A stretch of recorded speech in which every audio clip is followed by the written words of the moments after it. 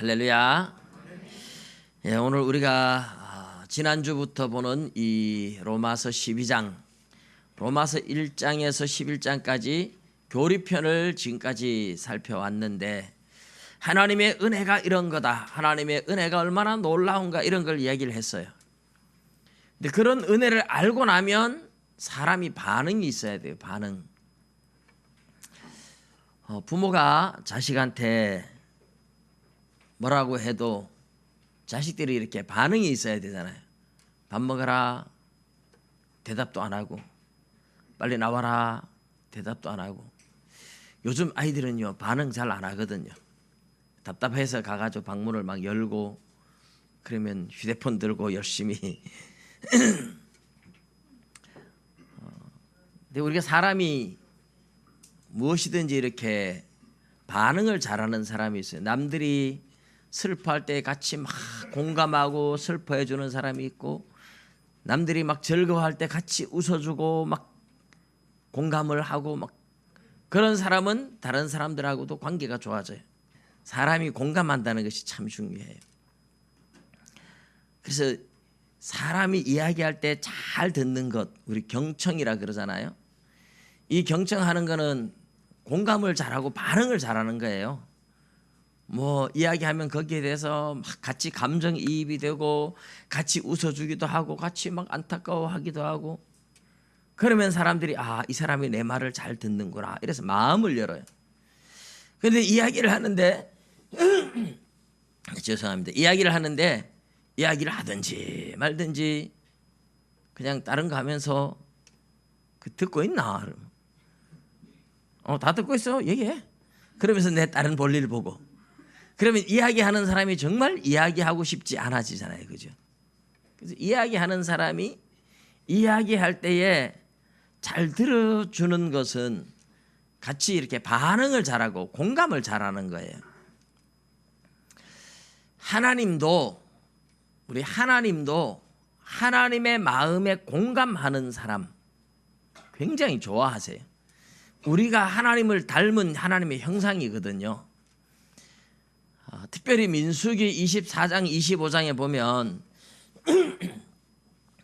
그 미디안 사건이 나와요. 발람 선지자 사건이 나오는데, 이스라엘 백성들을 모압 왕 발락이 저주하기 위해서 발람을 불러왔는데, 발람이 저주를 하지 못해요. 그래서 그냥 떠나요.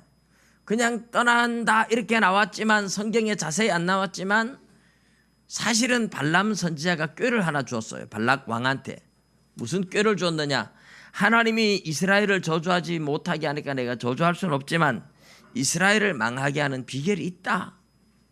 돈이 탐이 나서 그 비밀을 가르쳐주고 돈을 받아 갖는 거예요. 뭐냐? 이스라엘을 우리가 저주할 수는 없지만 이스라엘이 죄를 지으면 망한다.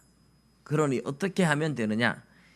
미디안의 미인들을 보내가지고 이스라엘 족장들 남자들을 유혹해서 간음하게 하고 우상 숭배하게 하고 우상의 재물 먹게 하고, 그러면 그 죄 때문에 망한다.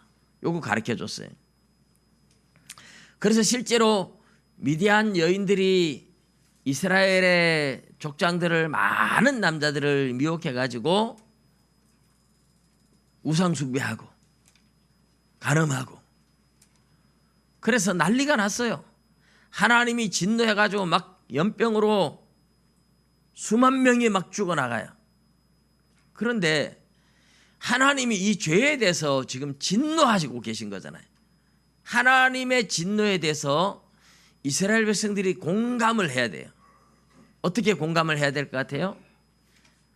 하나님 앞에 가슴을 치고 마음을 찢고 통곡하고 회개하고, 이게 이제 하나님의 진노에 대해서 같이 죄에 대해서 아파하는, 공감하는 모습이에요.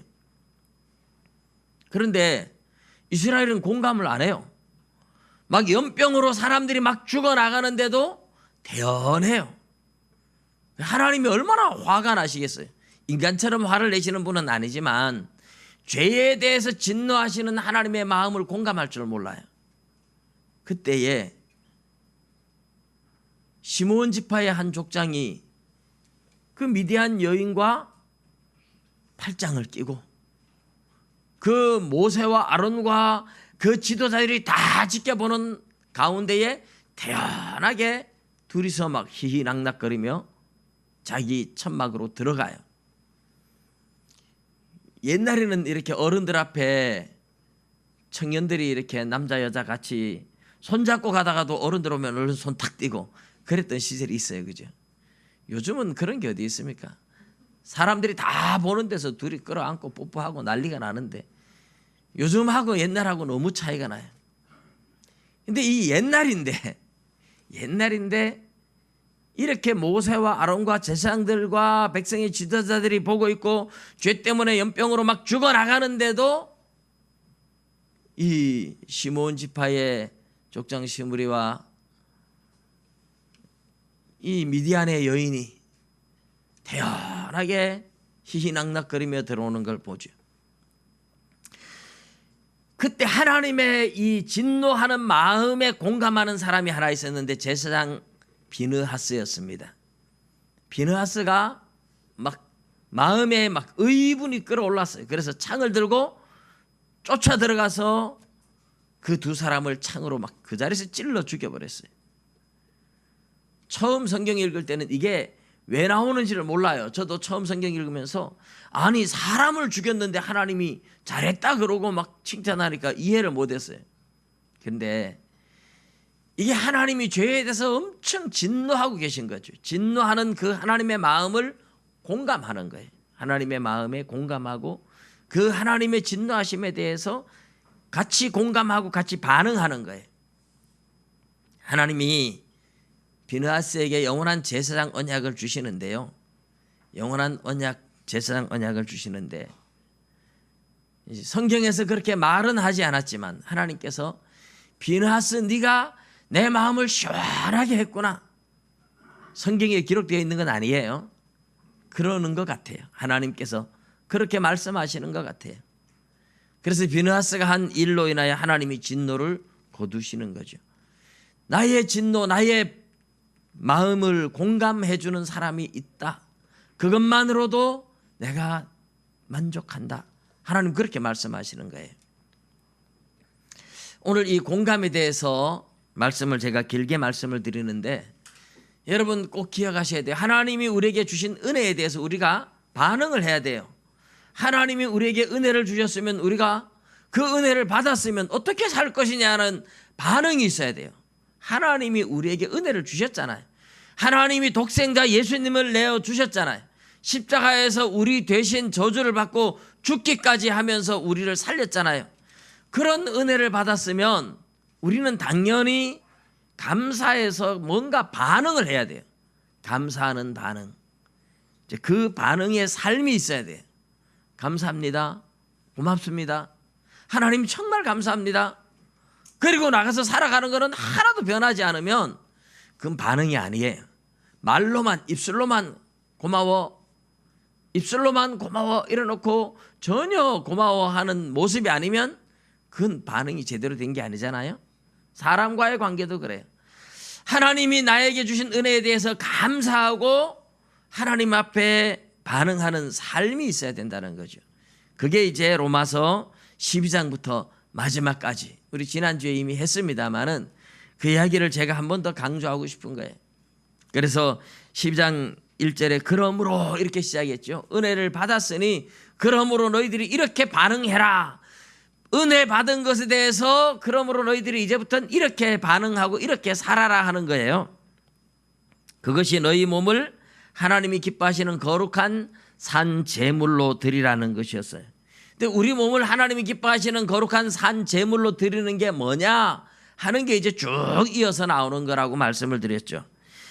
하나님이 기뻐하는 산 제물로, 거룩한 산 제물로 우리 몸을 하나님 앞에 드리는 방법이 지난주에 말하면 이 세상, 이 세대를 본받지 말아야 된다는 것과 우리 마음을 새롭게 함으로 변화를 받아, 이건 성령으로 거듭나고 새 마음을 갖는 건데 이건 우리가 할 수 있다고 하는 건 아니라 그랬죠. 그러나 하나님의 성령으로 이미 거듭난 사람이 새 속에 물들고 때 묻었던 마음을 다시 깨끗이 씻고 처음 사랑을 회복하고 하나님의 은혜를 받았던 그때를 기억하면서 새롭게 새 마음을 가지고 출발하라는 말이었습니다. 그래서 하나님의 뜻이 무엇인지 분별해서 하나님 기뻐하시는 뜻을 행하는 것, 이게 우리 몸을 산 제물로 드리는 거예요. 이제 이렇게 1절 2절에서는 하나님이 기뻐하는 반응을 이렇게 해라, 이 세상 본받지 말고 하나님 기뻐하는 일을 행하는 것, 그것이 너희 몸을 하나님 앞에 거룩한 산 제물로 드리는 거다. 그런데 이제 구체적으로 우리 몸을 어떻게 하나님 앞에 드릴까 하는 것은 오늘 본문에서부터 이제 구체적으로 나오는 겁니다. 오늘 본문에서부터 8절까지 읽은 이 내용은 많은 것 같지만 포인트는 딱 하나예요. 우리 3절 같이 한번 읽어볼까요? 시작. 내게 주신 은혜로 말미암아 너희 각 사람에게 말하노니 마땅히 생각할 그 이상의 생각을 품지 말고 오직 하나님께서 각 사람에게 나누어 주신 믿음의 분량대로 지혜롭게 생각하라. 할렐루야. 하나님께서 우리에게 지금 말씀하고 계신, 오늘 이 본문이 8절까지 길지만 포인트는 믿음의 분량대로 지혜롭게 생각해라, 그 말이에요.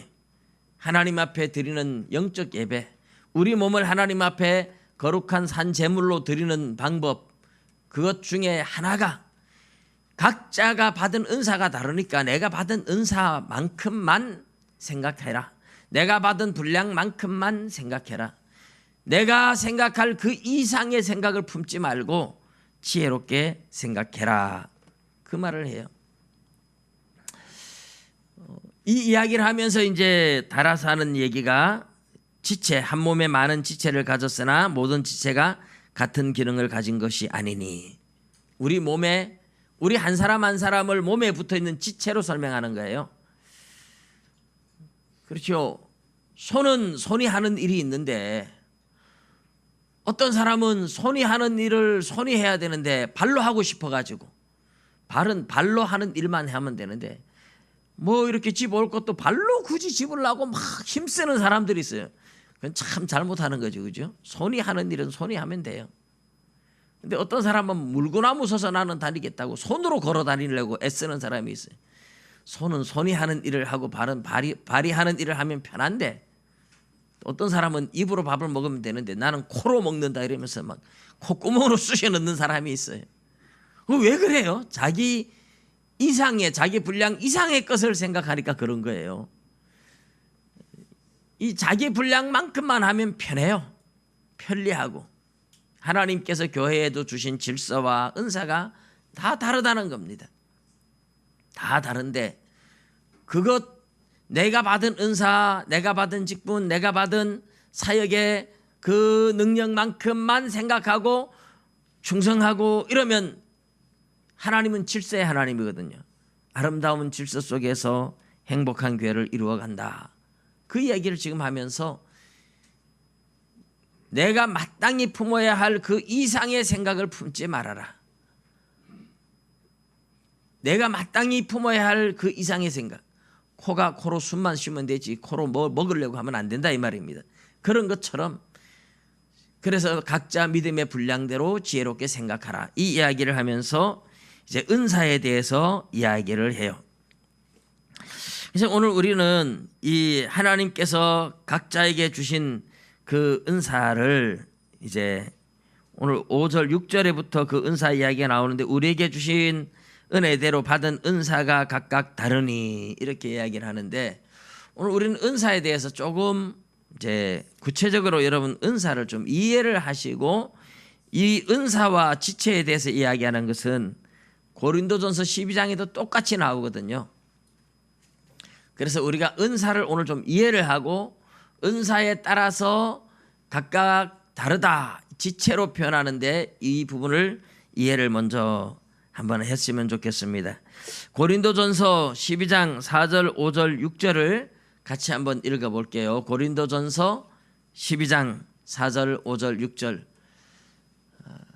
고린도전서 12장 4절부터 3절 말고 4절요. 같이 읽습니다. 시작. 은사는 여러 가지나 성령은 같고 직분은 여러 가지나 주는 같으며 또 사역은 여러 가지나 모든 것을 모든 사람 가운데서 이루시는 하나님은 같으니. 4절 5절 6절 한꺼번에 볼 수는 없나요?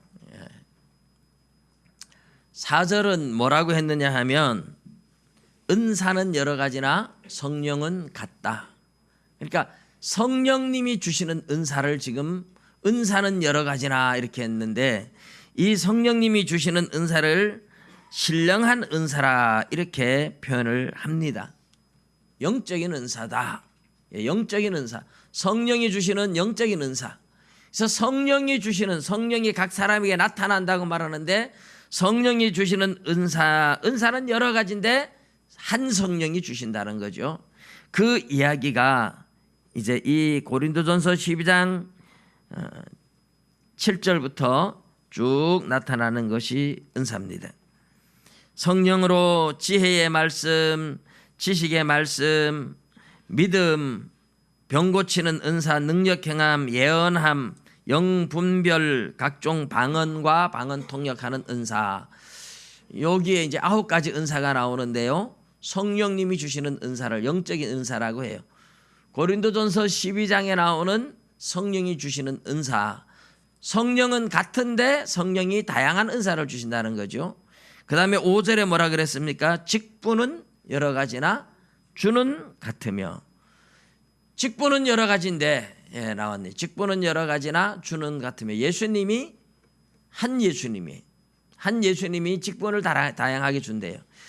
이 직분에 대한 은사는 에베소서 4장 11절부터 나와요. 에베소서에 나오는데 사도로, 선지자로, 복음 전하는 자로, 목사와 교사로 주셨으니 이렇게 이야기를 해요. 사도라는 것 직분도 은사예요.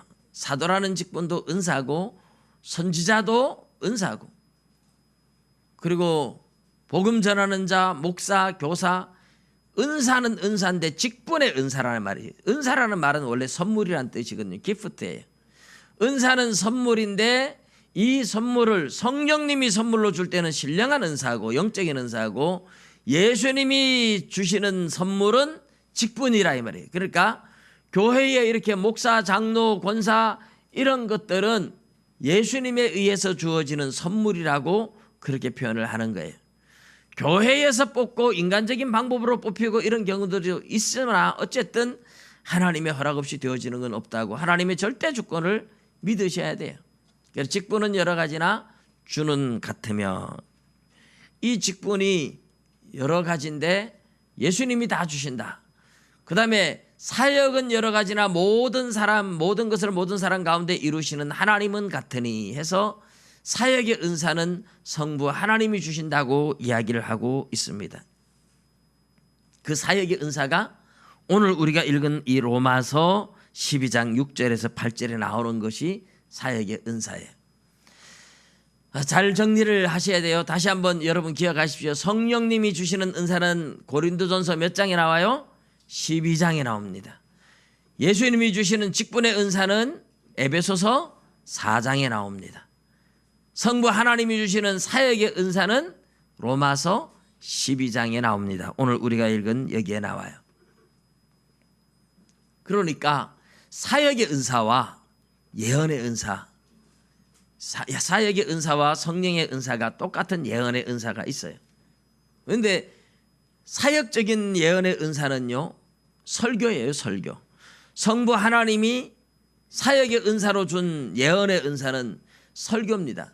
제가 여러분들한테 설교를 하지만 하나님의 말씀대로 이렇게 살아야 하나님이 복을 주시고 이렇게 살아야 하나님 앞에 하나님이 지키시고 보호하시고 죄를 지으면 하나님께서 이런 징계를 내리시고 이게 다 예언적인 기능을 하고 있어요. 그래서 설교는 예언의 은사예요. 오늘 로마서 12장에서 말하고 있는 예언의 은사는 그래서 설교를 두고 하는 예언의 은사예요. 똑같은 예언의 은사가 고린도전서 12장에 있는데 고린도전서 12장에 나오는 예언의 은사는 성령님이 주시는 예언의 은사예요. 이 성령님이 주시는 은사는 설교는 하나님의 말씀을 풀어서 해석하고 적용해 주는 건데 성령님이 주시는 예언의 은사는 성경을 풀어서 주고 하는 건 아니에요. 물론 성경의 말씀과 빗나가면 잘못된 예언의 은사입니다만은 성경을 풀어주는 건 아니고 그 사람의 어떤 어려운 상황이나 어떤 잘못된 길을 갈 때 성령께서 그 사람에게 잘못된 길로 간다고 가르쳐주고 바른 길로 가도록 가르쳐주고 어떤 죄를 회개하도록 가르쳐주고 깨우쳐주고 하면서 예언해주는 기능을 하고 있는 것이 예언의 은사예요. 그래서 성도를 바른 길로 가도록 성령께서 친히 감동 주고 가르쳐 주고 바른 길을 제시해 주는 그런 예언의 은사 기능이 성령님이 주시는 은사고, 설교는 말씀을 풀어서 해석하고 적용해 주면서 바른 길로 가도록 권면해 주는 거예요. 이 은사가 사역의 은사로 하나님의 교회에서 일을 하는, 그래서 보면 구제하고 다스리고 권면하고 가르치고 섬기고 긍휼을 베풀고 이런 은사들은 교회에서 다 지금 저와 여러분들이 하는 일들 사역이에요. 사역하는 은사 하는 일들, 이것도 아무나 할 것 같지만 아니에요. 뭐 어떤 사람은 찬양을 하고 싶어도 성가대를 하고 싶어도 도저히 목소리가 나는 아니라서 못한다 하고 싶어도 못하는 사람들도 있어요. 다른 사람을 가르치는 은사, 가르치는 거 잘하는 사람도 있어요. 근데 사람을 가르치는 거는 정말 못하는 사람이 있어요. 다 은사가 다르거든요. 그래서 하나님께서 은사를 다양하게 다르게 주었다는 겁니다. 그러나 뭐예요? 성령은 같고 주님은 같고 하나님은 같다. 예수 그리스도라는, 예수님이 교회의 머리이고 예수 그리스도라는 그 한 몸에 붙어있는 지체들이라고 우리를 그렇게 설명하고 있는 거예요. 그래서 여러분, 이 은사를 이야기하며 지체와 우리는 다양한 지체로서 그리스도라는 한 몸에 붙어있는 다양한 지체다 하는 이 이야기가 로마서 12장에 나오는 것처럼 고린도전서 12장에도 똑같이 나오고 있습니다. 고린도전서 12장에는 이 지체에 대해서 훨씬 더 구체적으로 이야기를 하고 있습니다. 고린도전서 12장 14절부터 제가 한번 읽어보겠습니다. 몸은 한 지체뿐만 아니요 여럿이니 만일 발이 이르되 나는 손이 아니니 몸에 붙지 아니하였다 할지라도 이로써 몸에 붙지 아니한 것이 아니요 또 귀가 이르되 나는 눈이 아니니 몸에 붙지 아니하였다 할지라도 이로써 몸에 붙지 아니한 것이 아니니 만일 온 몸이 눈이면 듣는 곳은 어디며 온 몸이 듣는 곳이면 냄새 맡는 곳은 어디냐. 무슨 말을 하고 있습니까? 눈과 귀와 코와 입과 손과 발이 다 서로 역할이 다르고 서로 다르지만 다 한 몸에 붙어있는 한 지체래요. 그러니까 여러분, 은사가 다르고 직분이 다르고 사역이 달라도 교회 안에서 협력해야 하는 이유는 우리가 한 몸에 붙어있는 한 지체라는 거잖아요. 여러분, 내 손과 발이 막 치고받고 싸우는 거 보셨어요? 내 입과 코가 막 싸우는 거 보셨어요? 막 손과 귀가 싸우는 거 보셨어요? 내가 내 몸끼리 싸우지 않아요. 그러니까 교회 안에서 우리가 지체라는 말은 절대로 내가 직분이 다르고 은사가 다르고 하는 일이 다르다고 서로 다투거나 경쟁을 해서는 안 된다는 겁니다. 서로 협력하고 그게 우리가 한 몸이라는 증거예요. 그런데 교회 안에서 싸우고 다투고 있다는 말은 도대체 무슨 말일까요? 왜 한 몸인데, 한 몸에 붙어있는 지체인데 왜 서로 분열이 일어나거나 싸우거나 다투는 걸까요? 뭔가 몸에 붙어있지 않다는 얘기겠죠. 누군가가, 어느 쪽인가가 몸에 제대로 안 붙어있다는 얘기예요. 아니면 몸이 장애이거나. 근데 예수님이 장애일 수가 없잖아요. 예수님은 완벽하신 분입니다. 완전하신 분이에요. 그런데 뭔가 지체끼리 싸운다면 지체가 같은 지체가 아니라는, 예수 그리스도에게 같이 붙어있는 몸이 아니라는 뜻이겠죠. 한 몸이 아니라는 뜻일 겁니다. 우리가 신앙생활을 하면서 신앙생활의 목적을 분명하게 하셔야 돼요. 다시 한번 우리가 왜 예수 믿는가 하는 이 신앙생활의 목적을 분명하게 하셔야 돼요. 여러분, 왜 우리 예수 믿습니까? 예수님 믿고 천국 가는 게, 저는 그래요. 다른 사람은 저를 보고 뭐라고 하든지 간에 제가 예수 믿는 제일 되는 목적은 예수님 믿고 천국 가는 거예요. 예수님 배반하고 지옥으로 떨어지면 안 되잖아요. 그러면 우리가 예수님 믿고 천국 가는 게 제일 목적이지 다른 게 목적이 아니에요. 근데 교회 안에서 천국 가는 일보다 더 중요한 건 아무것도 없어요. 그러면 주님의 말씀에 순종하고 살다가 천국을 가야 되겠죠. 그게 제일 중요한 거예요. 그게 우리가 믿는 제일 중요한 목적이에요. 주님의 말씀을 제쳐놓고 교회 안에서 목사가 되고 뭐 총회장이 되고 세상에서 성공 못하니까 교회 와서 성공해가지고 세상에 내 이름을 한번 내고 싶고, 그거는 천국 가기 위해서 예수 믿는 사람이 아니겠죠. 뭔가 세상에서 자기 이름을 드러내고 싶은 사람들이겠죠. 그래서 우리가 예수 믿는 목적이 분명하다면 그러면 내가 어떻게 예수님을 믿어야 되느냐도 분명해집니다. 성경 말씀대로 하나님이 기뻐하는 우리 몸을 거룩한 산 제물로 하나님 앞에 드려야 될 줄로 믿습니다. 그게 신앙생활이에요. 그래서 각자가 받은 은사대로 자기 믿음의 분량대로 지혜롭게 생각해라. 내가 생각할 그 이상의 생각을, 마땅히 생각할 그 이상의 생각을 품지 말고 하나님께서 각 사람에게 주신 믿음의 분량대로, 은사대로, 직분대로 지혜롭게 생각해라. 내가 해야 할 일은 여기다. 내가 여기까지 가는 거다. 그게 참 중요한 거예요. 우리가 예수 믿고 천국 가는 것이 우리 신앙의 목적이라면, 여러분 교회에서 예수 믿고 천국 가기 위해서 교회 나와서 직분을 바라고 교회 나온 거 아니잖아요. 그죠? 처음 교회 나올 때 예수님 믿고 조용서 받고 천국 가는 게 목적이에요. 좀 다니다 보니까 목적이 이제 변하기 시작하는 거예요. 예수 믿고 천국 가는 거는 이제 뭐 따놓은 것 같고, 그 다음에서는 내가 교회에서 또 이제 좀 이름 좀 날리고 좀 높아지고 대장이 되고 싶고, 이렇게 가기 시작하면 이제 분쟁이 일어나고 교회가 어려움에 처하는 거죠. 그래서 교회는 뭐라 그랬습니까? 그리스도의 몸이라 그랬어요. 지체끼리 싸울 수가 없고 싸워서도 안 되고 싸우지 않는 겁니다. 여러분 그 열왕기상 6장 7절에 보면 아주 재미있는 이야기가 있어요. 열왕기상 6장 7장에 보면 6장 7절에 솔로몬의 성전 건축하는 이야기 중에 나오는 이야기인데, 성전을 건축할 때 성전 안에서 방망이 소리, 망치 소리, 도끼 소리, 철연장 소리가 들리지 않았다 이래요. 왜 안 들렸는지 아세요?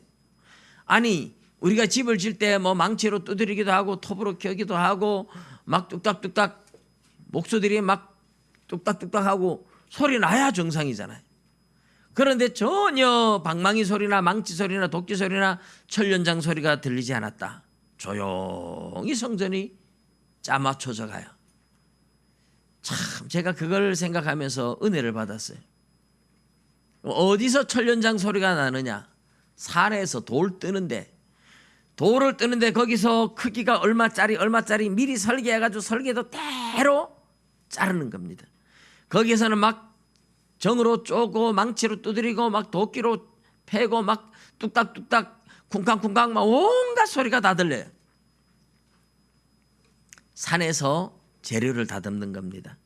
산에서 재료를 다듬는다는 말은 아직까지 성전 건축 재료로 완성되지 않은 재료다라는 뜻이죠. 완성된 재료는 성전으로 가져옵니다. 성전을 만들어 갈 때는 소리가 없어요. 조용히 만들어져 가요. 이게 교회의 의미로 말하면 이런 거예요. 교회 안에서 어떤 사람은 조용히 섬기면서 아름다운 교회를 만들어가는 사람이 있고, 어떤 사람은 좌충우돌 부딪히면서 싸웠다가 울었다가 시험에 들었다가 또 깨졌다가 막 이런 사람이 있다는 얘기예요. 그런데 조용히 섬기면서 아름다운 교회를 만들어가는 사람은 이미 천국 백성의 자격을 완수해서 지금 성전 건축을 만들어가고 있는 사람에 해당하는 거예요.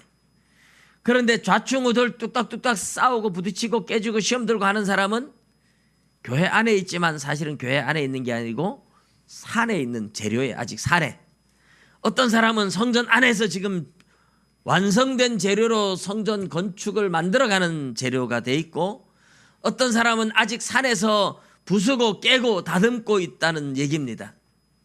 그런데 산에서 망치질하고 정질하고 돌 깨고 하다가 아차 해서 잘못 깨면 어떻게 할까요? 버립니다. 버린 돌이, 건축자의 버린 돌이 모퉁이 돌이 되었다, 그런 얘기도 하는데 그건 예수님에 대한 이야기고요. 보통 사람은 깨고 부수고 하다가 잘못 깨졌다, 이거는 제목으로서 합당하지 않아, 버려버립니다. 무슨 말이냐 하면, 교회 안에서 좌충우돌 부딪히고 싸우고 시험 들고 이렇게 신앙생활을 하는 사람들은 아직까지 어떻게 될지 모르는, 저 사람 저러다가 시험 들어서 영영 교회 안 나올 수도 있고 완성될 수도 있고, 미완성 작품이잖아요. 아직 산에서 다듬고 있는 재료들이다, 이 말입니다. 여러분, 내가 지금 교회 나온다고 해서 다 구원 받았다고 이렇게 장담하면 안 된다는 얘기예요. 내가 교회 나오고 구원 얻을 만한 완성된 재료라면 주님을 닮은 모습으로 온유하게 섬기며 싸움도 없고 다툼도 없고 용서하고 사랑하며 화해를 이루어 나가며 아름다운 교회를 만들어가는 사람들이 완성된 재료고 구원받은 사람들이고 건축 재료로서 완전히 다듬어졌다는 뜻입니다. 뭔가 좌충우돌 부딪히고 시험 들고 싸우고 이런 사람은 잘못 다듬어지면 그건 아직까지 산에 있는 재료니까 다듬다가 이거 잘못됐다, 이 재료는 버려야 되겠다, 버려버리는 거예요. 성전에 오지도 못하는 겁니다. 교회 안에서 신앙생활을 하면서